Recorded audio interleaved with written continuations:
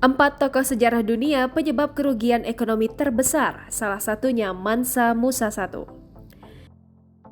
Dalam perkembangan peradaban manusia, ada beberapa tokoh sejarah ikonik yang menyebabkan terjadinya kerugian ekonomi dalam skala besar dengan beragam latar belakang, mulai dari penipuan hingga derma yang berlebihan. Berikut rangkuman 4 tokoh sejarah yang menyebabkan terjadinya kerugian ekonomi terbesar, melansir dari Smart Asset.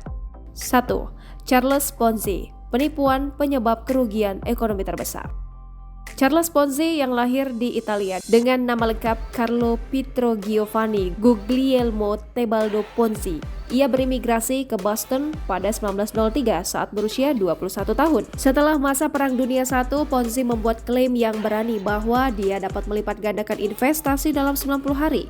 Saat itulah skema Ponzi pertama kali lahir sebagai modus investasi bodong. Skema Ponzi dimulai sekitar 1920 yang didasari oleh praktik arbitrasi dari kupon balasan surat internasional yang memiliki tarif berbeda di masing-masing negara. Ponzi menyadari bahwa kupon balasan yang ditebus untuk membayar ongkos perangko internasional dapat dibeli dengan murah di Italia karena inflasi Perang Dunia I, dan kemudian bisa dijual kembali di Amerika Serikat lebih mahal. Tokoh sejarah penipu ini membeli bank tempat ia menyimpan keuntungannya dan meyakinkan investornya untuk tidak menguangkannya, padahal sebenarnya dia menjalankan bisnisnya dengan kerugian besar.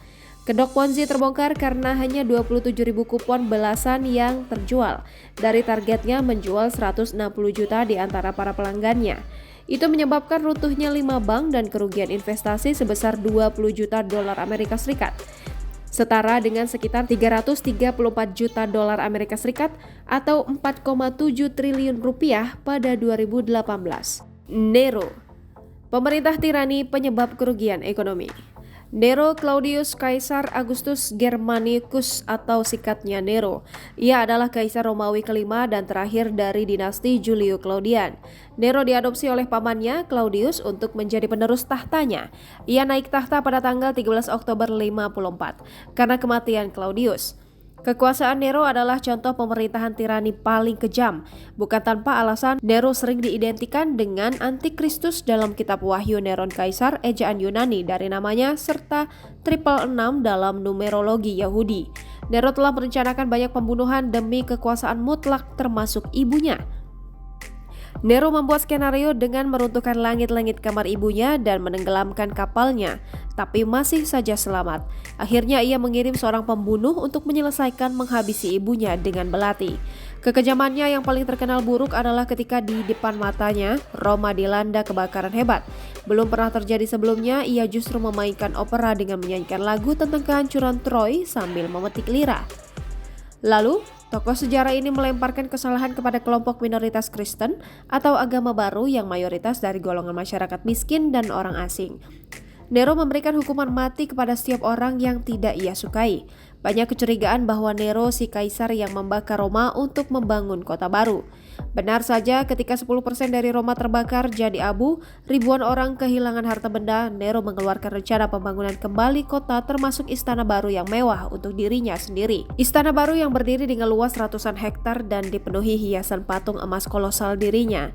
Untuk membayar itu semua, tokoh sejarah yang haus kekuasaan memberlakukan upeti atau pajak yang membuat kerugian ekonomi besar-besaran secara luas di seluruh provinsi wilayah kekuasaannya.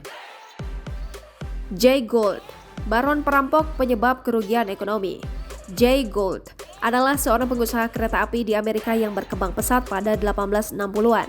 Praktik bisnisnya yang tajam dan seringkali tidak bermoral membuatnya menjadi salah satu orang terkaya di akhir abad ke-19 dan mendapatkan julukan sebagai tokoh baron perampok.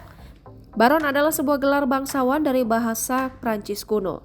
Tokoh sejarah dalam kejahatan ini juga memiliki hubungan dengan bos politik New York yang sangat korup, William Tweed dan Tammany Hall. Kemudian kemitraannya dengan pemodal yang sama tidak bermoralnya, Diamond Jim, membuat reputasi Gould menjadi salah satu penjahat kapitalisme Amerika sepanjang masa. Setelah Perang Saudara, pemerintah Amerika Serikat mulai menjual utang publik secara massal untuk membiayai rekonstruksi selatan. Saat itu uang kertas didukung oleh emas. Gold dan Fish melihat kondisi itu sebagai peluang mendapatkan untung dengan menyudutkan pasar emas. Gold membeli emas mulai musim panas 1869 dan menolak untuk menjualnya sehingga menaikkan harga emas. Tokoh sejarah ini meminta saudara ipar Presiden Ulysses Grant meyakinkan Presiden untuk tidak menjual emas pemerintah.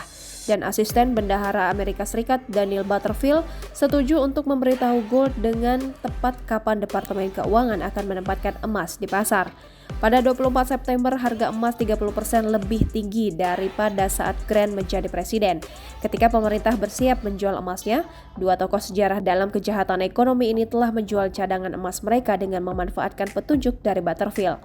Hal itu menyebabkan harga emas menukik tajam dari peningkatan pasokan emas besar-besaran, menghancurkan ribuan investor dalam hitungan menit. Puncak kebingungan terjadi pada Black Friday ketika kepingan emas Double Eagle senilai $20 Amerika Serikat masing-masing diperdagangkan pada tingkat $162 Amerika Serikat, yang berarti harga satu koin emas turun $142 Amerika Serikat. Pada malam hari, premi hampir nihil. Koin emas senilai $4 juta Amerika Serikat ditempatkan pemerintah di pasar, menyebabkan kerugian investasi sebesar $28.400.000 Amerika Serikat atau sekitar $490 juta Amerika Serikat atau sebesar 7 triliun rupiah pada tahun 2018. Mansa Musa I, derma berlebih penyebab kerugian ekonomi. Mansa Musa I adalah kaisar muslim dari Kekaisaran Mali, bisa disebut orang terkaya dalam sejarah peradaban manusia. Dalam suatu perjalanan untuk naik haji ke Mekah, tokoh sejarah ini membawa rombongan besar serta perbekalan emas yang sangat banyak. Rombongannya terdiri dari 60.000 sahabat, 12.000 budak yang masing-masing membawa 4 pon emas, 80 unta yang masing-masing membawa 50 hingga 300 pon emas. 500 pelayan Mansa Musa I juga berkuda di depannya masing-masing membawa tongkat emas sebesar 10,5 pon. Meskipun Mansa Musa I memiliki lebih banyak emas daripada yang mungkin bisa dia habiskan untuk perjalanannya, itu tidak menghentikannya untuk meningkatkan usaha. Mali memiliki kekayaan alam yang luar biasa. Garam sumber perdagangan dari utara, lalu emas dan gading sumber perdagangan dari selatan. Pada 2012, situs web Amerika Serikat Celebrity Net Worth memperkirakan kekayaan Mansa Musa I mencapai $400 Amerika Serikat miliar atau 5,697 triliun rupiah. Tetapi sejarawan ekonomi berpendapat bahwa kekayaannya tidak mungkin untuk dijabarkan di dalam angka. Mansa Musa I dalam perjalanannya ke Mekah memberi setiap pengemis batangan emas besar, membayar lebih dari setiap bazar dengan emas. Mansa Musa I juga dilaporkan memerintahkan sebuah masjid baru yang dibangun untuk dia sholat setiap Jumat.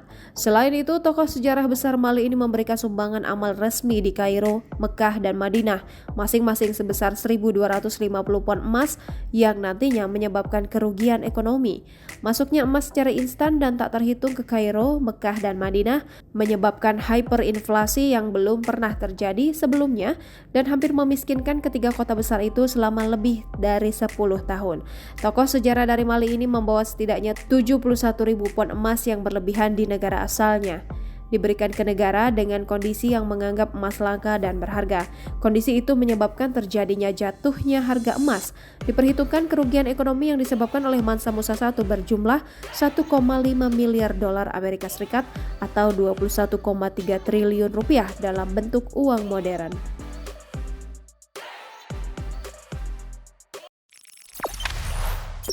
Jangan lupa subscribe, share, komen, dan like ya.